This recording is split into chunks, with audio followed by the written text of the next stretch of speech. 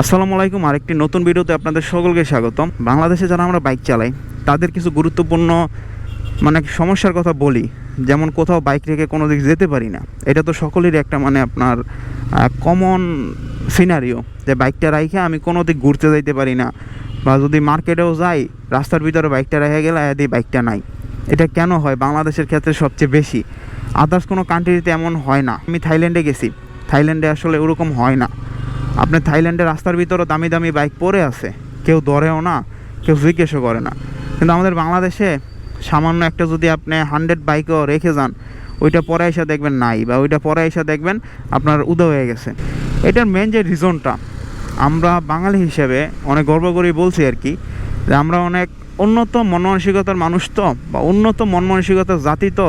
এই জাতিকে যত শিক্ষাই দেন না কেন, বাঙালি জাতির কথা বলতেছি, এই জাতি মনে হয় না শিক্ষিত হবে, কারণ তাদের মেন্টালিটি সেট হয়ে যায় আমরা তো বাঙালি, বা আমাদের তো এত ভালো হয়ে আমরা কি করব, বা আমরা তো অত হাইলি রেপুটেড জাতি না, যেটা আসলে বাঙালি বলেই সম্ভব, বা বাংলাদেশি বলেই সম্ভব। অন্য কোনো মানুষে এরকমভাবে ভাবে কি না, বা অন্য কোনো মানুষের চিন্তাধারা এরকম হয় কি না আমার সেটা জানা নেই। এখন আসেন, বাংলাদেশি যারা আমরা বাংলাদেশে বসবাস করি, তারা বাইক কেনার থেকে বাইকটা ধরে রাখা অনেক বেশি কঠিন। ধরে রাখা বলতে আপনার বাইক কেউ ধরে রাখবে না। আপনি বাইক, আপনার নিরাপত্তা আপনাকে নিশ্চিত করতে হবে। আমি যেটা প্রতি ভিডিওতেই বলি, এখন বাইকের ক্ষেত্রেও সেম। আপনার বাইকের নিরাপত্তা আপনাকে নিশ্চিত করতে হবে। এতে আপনার যদি সাইডটা ডিসলকে ইউজ করতে হয়, তাহলে আপনি সাইডটা ডিসলকে ইউজ করেন। আমার কথা হলো ওইটা। এখন আপনি যদি জিপিএস ইউজ করে শান্তি পান, জিপিএস ইউজ করে আপনার বাইকের যদি নিরাপত্তা নিশ্চিত হয়, তাহলে আপনি জিপিএসই বা ইউজ করেন। কেন অযথা ভাই একটা ঝামেলার ভিতর জড়াবেন, যে ঝামেলাটার কারণে আপনার শখের কষ্টের কেনা বাইক আপনার কাছ থেকে আরেকজন নিয়ে নিল, বা আপনার কাছ থেকে আরেকজন হাতিয়ে নিল। এটা তো আসলে উচিত না, বা এটা তো আসলে ভালো না। এগুলো অনেক পাগলামি করে এই উত্তরা রাস্তাতে। এই গাড়িগুলো আপনার বেপরোয়া। আমি যদি ধরে সাইড না দিতাম, ওই আসলে মাইরা দিত। এগুলোর এখন 100% কোনো ড্রাইভিং লাইসেন্স নাই। এখন আলা পাগলামি করস না কেন, তুই আমার পিছনে অযথা হর্ন দিতেছিস কেন এতক্ষণ?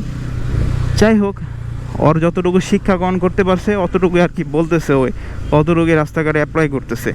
মানুষ হওয়ার জন্য সুশিক্ষার পরিবর্তে আপনার শিক্ষিত হওয়া অনেক ফ্যাক্ট, বা শিক্ষিত হওয়া অনেক দরকার। শিক্ষার মাধ্যমে শিক্ষিত হতে পারেন, অথবা নীতি নৈতিকতার মাধ্যমে শিক্ষা গ্রহণ করতে পারেন বা অর্জন করতে পারেন। নীতি নৈতিকতার ভিতরে কী কী আছে? যেমন আপনার মানুষকে সম্মান দেওয়া, বা মানুষকে দেখছেন এই জায়গায় পাস হইব, তারপর কতগুলো হর্ন দিছে। আমরা বাঙালি হিসেবে এটা সম্ভব। এখন আসেন, যারাই আসলে ঢাকা শহর বাইক রাইড করি, তাদের বাইকগুলো যদি রাস্তার ভিতরে রেখে আপনি জাস্ট কিছুক্ষণের জন্য যান, তারপর আপনার বাইকগুলো কিন্তু চুরি হয়ে যাবে। সাপোজ আমি একটা ঘটনা আপনাদেরকে শেয়ার করি। আমার হেলমেটটা আমি রিসেন্ট টাইমে আপনার ফ্লেক্সি লোড করব, সেটা হলো আপনার পল্লবীতে ফ্লেক্সি লোডের জন্য আমি হেলমেটটা বাইকের সিটের উপরে রাখছি। রাইখে আমি যে হেলমেটটা পরে আর কি ভিডিও তৈরি করি, এই হেলমেটটা মোটামুটি লেভেলের একটু দামি হেলমেট। এখন কত দামি? অত দামি না, তাও মোটামুটি লেভেলের আছে। আপনার 7-8 হাজার টাকা দাম আছে। এমটির একটা হেলমেট আমি ইউজ করি। এই হেলমেটটা পরে আমি আপনার ভিডিও টিডিও করি, মোটো ব্লগিং করি, আর পার্সোনাল লাইফে ইউজের জন্য একটা আমি হেলমেট ইউজ করি। যদি এলাকার ভিতর দিয়ে কোথাও যাই, তারপরে ওইটার জন্য আমি ওই হেলমেটটা পরি। সেটা হলো সুমানের ওইটার হেলমেটটা প্রাইস আপনার 4800 টাকা নিচ্ছিল। আর যেটা আমি ভিডিও তৈরি করি বা ট্যুর করি, দেখতেছেন আপনারা, এই হেলমেটটা লাল একটা হেলমেট, অনেকে মনে হয় দেখছেন যারা রেগুলার আমার ভিডিও দেখেন। ওইটা আমার কাছ থেকে আপনার 7500 টাকা নিচ্ছিল। এখন মনে হয় 7000 টাকা বা 8000 টাকা সামথিং এরকম হতে পারে। ওই হেলমেটটা আমি রেখে সাইডে রেখে আপনার ওই ফ্লেক্সি লোডের জন্য দোকানে নাম্বারটা বলতেছিলাম, তখন এক লোক বাইক দিয়ে আইসে আপনার হেলমেটটা হাতে করে নিয়ে বাইকটা টান দেয়। এখন ওই লোকের কথা আর কী বলবো ভাই, দেখেন হয়তো ওনার হেলমেটটা ভালো রাখছে, এই কারণে বাইক দিয়ে টান দেয়। পরবর্তীতে আমি কীভাবে দৌড়ি, ওইটা একটা করুণ কাহিনী। আমি দৌড় দেই, সোর বইলে দৌড়ে নিয়ে দিছি, পরে দাওয়া দিছি, পরে ওই লোকটা হেলমেটটা ফালায় রেখা বাইকটা এনে চলে যায়। এখন দুইজন বাইক দেওয়া এগুলো মনে হয় এই কাজের জন্য এই রাস্তাঘাটে ঘোরাঘুরি করে। এখন একটা হেলমেট, দুইটা হেলমেট যদি কট মারবার পরে হয়তো তাদের কিছু টাকা হয়, এই টাকা দিয়ে তারা চলে বা তাদের সংসার পরিচালনা করে। এখন আমরা একটা হেলমেটের লোভই সামলাইতে পারি না ভাই।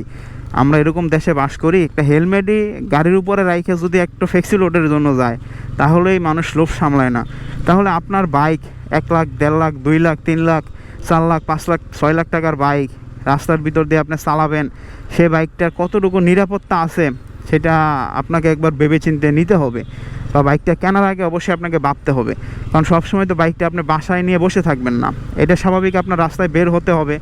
তো রাস্তায় বের হলে আপনার নানাবিধ প্রবলেমের ভিতরে আপনি পড়বেন।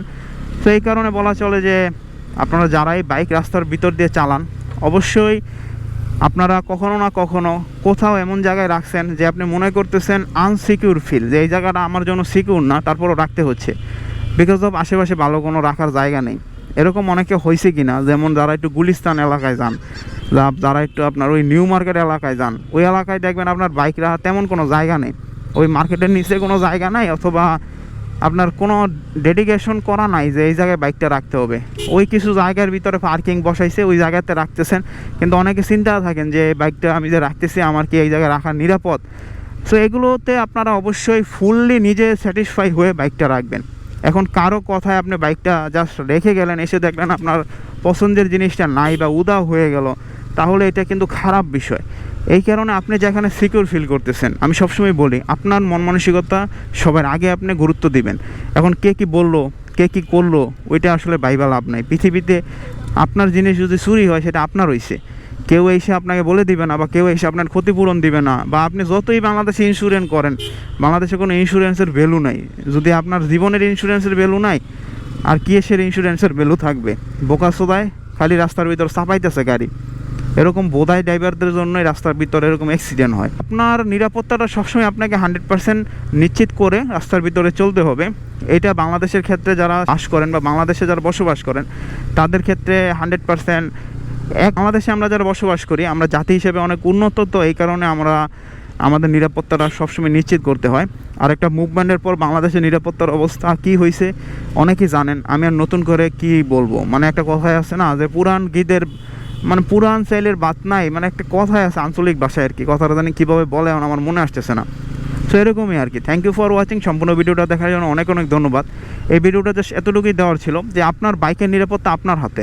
কারণ আপনি কতটুকু সেফটিভাবে রাখবেন সেটা আপনি জানেন। আপনি সেফটি নাভাবে না রাখলে আপনারটা চুরি হইবে, অন্য কেউ এসে আপনার লাইবিলিটি বহন করবে না।